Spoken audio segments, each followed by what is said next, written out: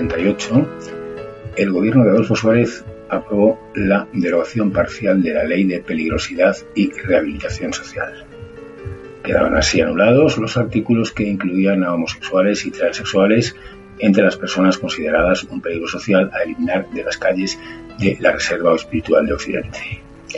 El decreto con la disposición derogatoria se publicó en el BOE el 11 de enero de 1979, 15 días después de aprobarse y apenas 40 de haberse aprobado en referéndum la Constitución española. Sin embargo, no será hasta años después cuando esta ley quede definitivamente derogada en su totalidad, ya con Felipe González en la Moncloa, siendo realmente en este hito cuando las personas transexuales se liberaron realmente del acoso institucional. Se les había incluido en la reforma del 26 de diciembre, en tanto que el retrógrado Estado postfranquista les consideraba hombres homosexuales. De hombres trans tenemos poca información, pero se les continuó molestando en cuanto a través de continuas detenciones por escándalo público, epígrafe que se liquidaría definitivamente en 1989, aunque en la práctica cayó en desuso con el primer gobierno socialista en 1983. La ley en sí se derogó totalmente en 1995, es decir, antes de ayer.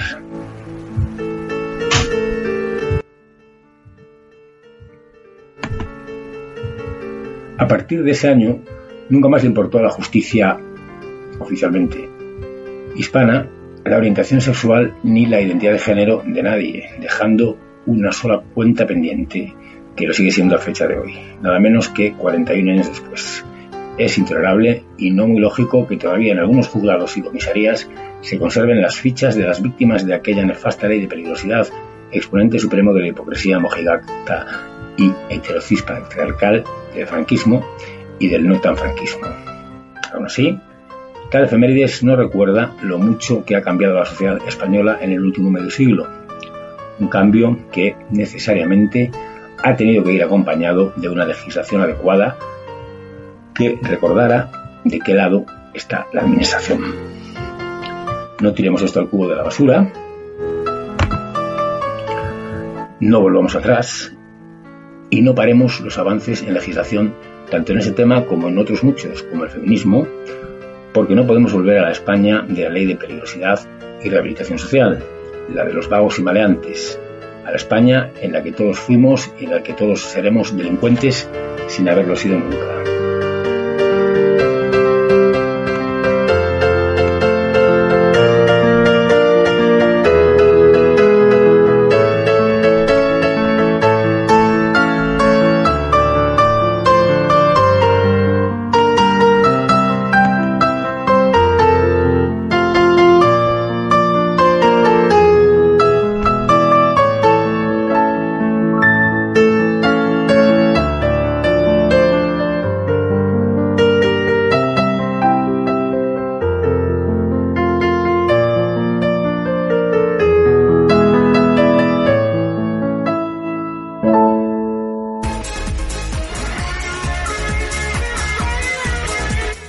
Bienvenidos a Somos soy Mario Arre, y escuchábamos antes de la sintonía un artículo que publiqué yo en su día, en el que se conmemoraba la derogación de la Ley de Peligrosidad y Rehabilitación Social, que era de la de vagos y maleantes, leyes que durante el franquismo hicieron la vida imposible, incluso conduciéndolos a las cárceles y a trabajos forzados y terapias de reconversión con electrodos y todo lo que sabemos, manicomios, etcétera, a las personas homosexuales porque digo homosexuales porque a las personas trans se las consideraba homosexuales y las lesbianas en tanto que mujeres ni existían para el régimen. En el próximo 26 o el pasado 26, depende de cuando escuchen, o hoy 26, depende de cuando escuchen esto, se conmemorará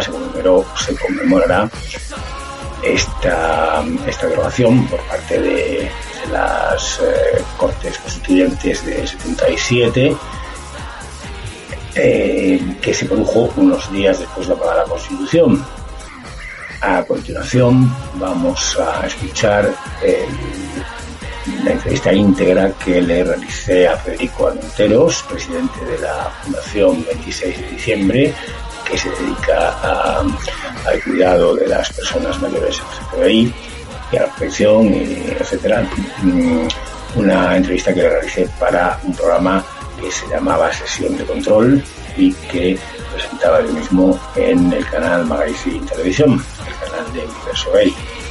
Espero que la disfruten.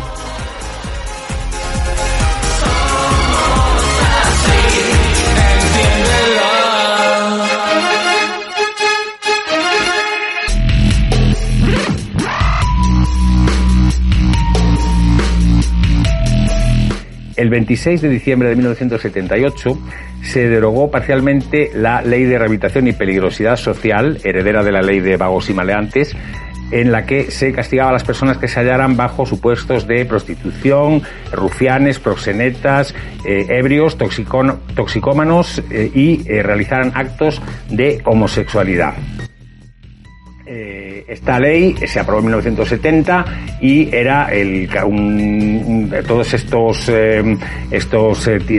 tipos de personas, no tipos de personas, porque no son tipos de personas, sino todos estos comportamientos, como los homosexuales, estaban castigados con penas de prisión con el objetivo de rehabilitación social. Es decir, en la época del franquismo, los homosexuales tenían que rehabilitarse, para ello se les castigaba, se les metía a la cárcel, se les aplicaban castigos que incluían torturas como electroshocks y todo este tipo de cosas, que hay mucho escrito sobre ello. Hoy tenemos como invitado a Federico Armenteros, que es el presidente de la Fundación 26 de diciembre. ¿Qué tal? ¿Cómo estás? Hola, Federico. Muy bien, sentadito y me gusta. La Fundación 26 de diciembre, que es una fundación que está especialmente volcada en la ayuda a las personas mayores LGTBI, pero no es así. Bueno, sí, es un poco no la ayuda, sino un poco trabajar con ellos. Pero antes que nada quería que me explicaras un poco sobre esto de, bueno, ¿por qué elegisteis este nombre de 26 de diciembre? Porque, bien, afecta efectivamente a todas las personas homosexuales, es una fecha muy significativa, pero ¿por qué elegís este nombre? Estando volcados especialmente en las personas mayores, y que me expliques un poco esto de la ley de vagos y maleantes, no, porque era peor todavía, ¿no? La ley de peligrosidad social.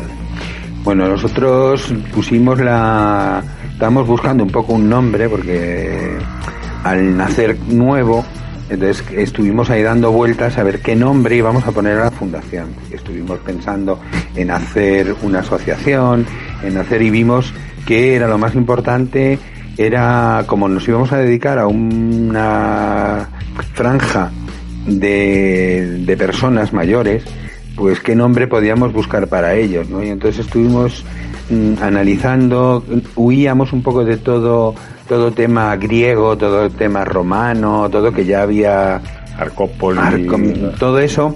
Teníamos que ser un poco a qué público íbamos a dedicarnos y que fuera algo importante para ese grupo, ¿no? Entonces estábamos viendo la ley de vagos y maleantes, que aunque fuera de la República, era de la República.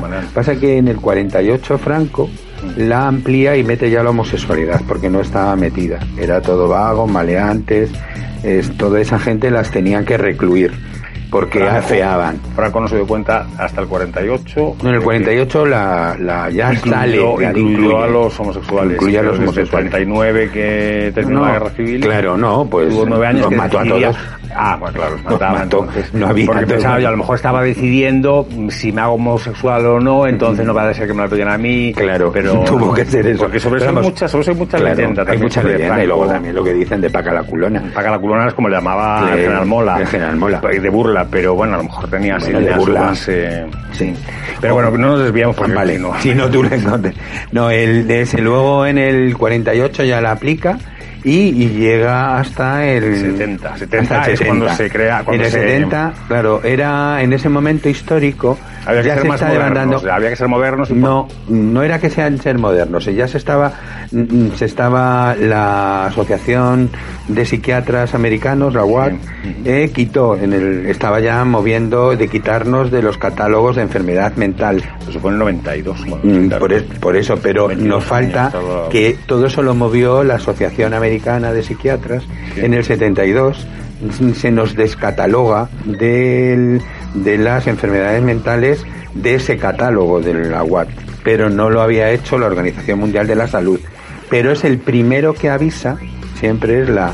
¿Qué pasa ahora con los casos? Claro, que pasa. Y por eso te digo que en ese momento, históricamente, se estaba poniendo sobre la mesa, lo mismo que ahora mismo la despatologización de las transexuales, también se estaba... Y entonces Franco y todos los de su calaña, pues dieron un paso adelante y decían, tenemos que decir que la homosexualidad es una enfermedad.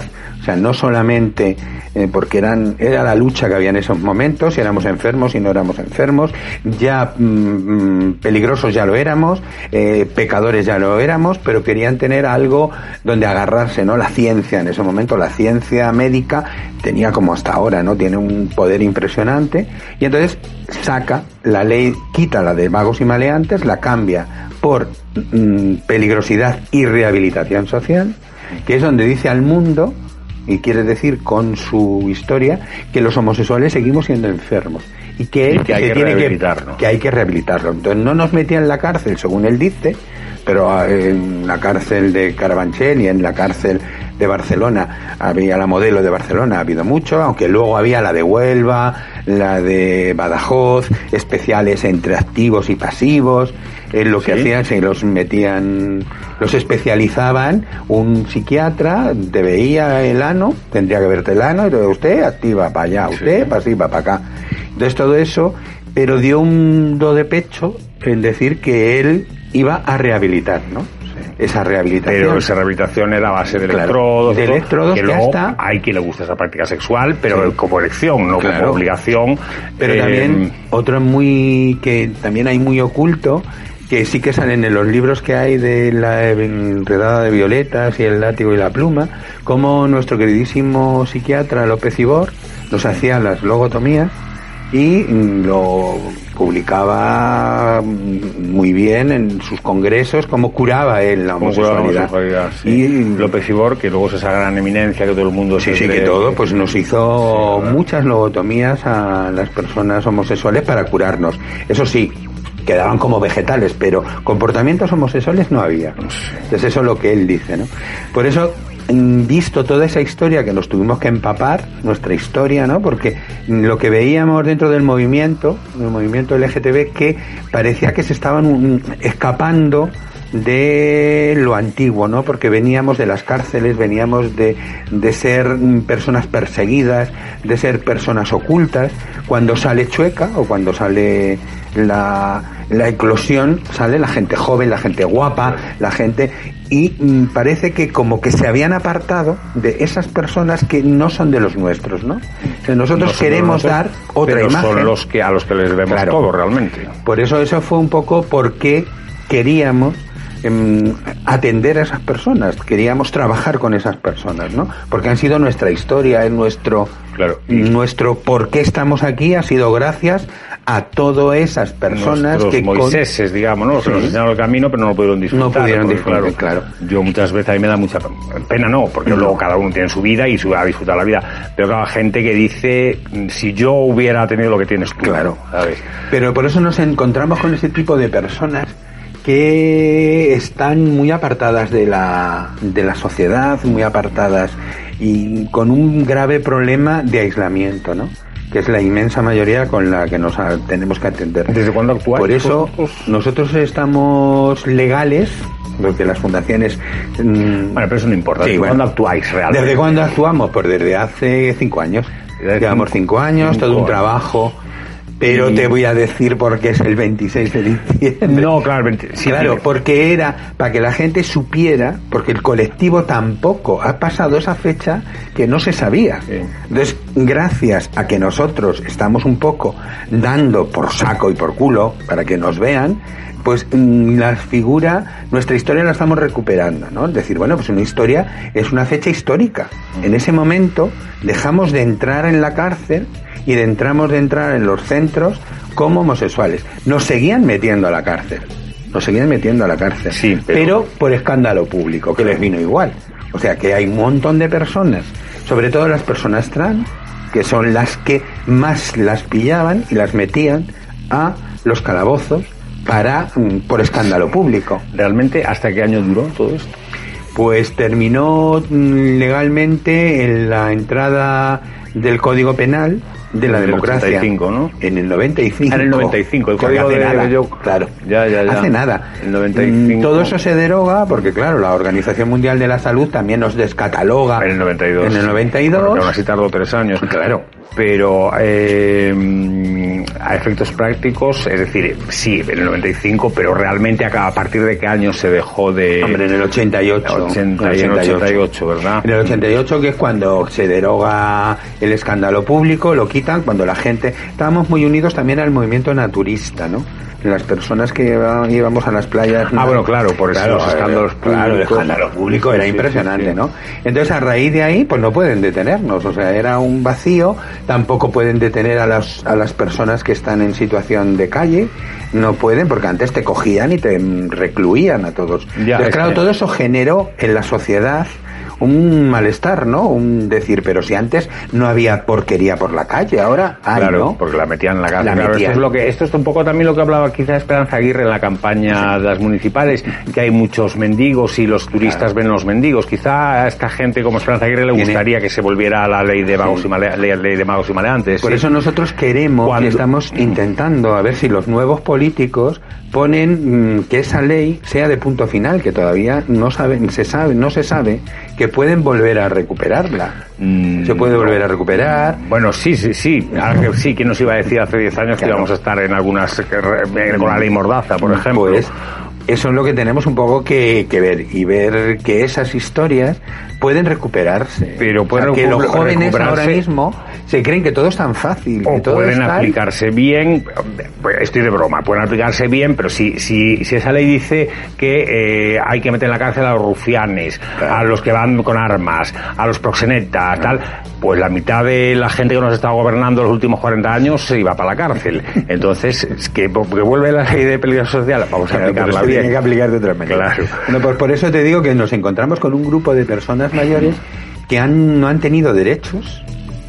O sea, todas esas personas, tú imagínate ahora las personas que atendemos nosotros, no solamente de 50 años, no, o 70, 80, o sea, que han vivido en democracia cuando tenían 50 años. Sí, pero que realmente no terminaba de tener libertad. Claro, no han terminado. Y entonces todo eso les ha generado en esas personas pues un desajuste, porque nunca han podido expresarse como son, y entonces han sido odiados por su familia, odiados por su entorno, odiados por sus vecinos, odiados en el trabajo. O sea, todas esas personas que han crecido y han vivido en esa situación, ahora son las que se encuentran aisladas en sus casas, solos, porque la inmensa mayoría se les ha muerto la pareja, se les ha muerto el marido, nadie se los ha reconocido, y están solos. Y ahora todavía se pueden casar y heredar la casa, porque antes nos encontramos con situaciones en las que después de haber estado toda la vida juntos, llegaba la familia del cónyuge, o sea, de la parte de la pareja muerta, y los echaban. Ya, pero bueno, si están casados eso ya no se puede hacer. Ya, pero la gente no se casa. Ya. No se casa. Si el pues problema desde aquí es vamos a animar a la gente a que se case, cásense, no se casen por amor, cásense por la pensión. Por la pensión. Bueno, eso también es una... No, es verdad, porque yo particularmente pienso que el matrimonio mata el amor, pero hay que asegurarse también No, pero por eso te digo que este tipo de generaciones han nacido, lo han interiorizado, tienen una homofobia interiorizada muy fuerte. Si les dices de casarse, sí, es verdad, no pueden. Tenemos un caso que nos contaron el otro día de un matrimonio que llevó, porque estaba muy mal, empezaba con demencia, necesitaba una residencia, y le denunció a esa residencia, el marido, porque le maltrataban Hasta aquí la primera parte de la entrevista a Federico Armenteros, presidente de la Fundación 26 de diciembre. En el próximo episodio tendremos la segunda parte. Esperamos que hayan disfrutado y que nos sigan acompañando. Hasta entonces, sean felices.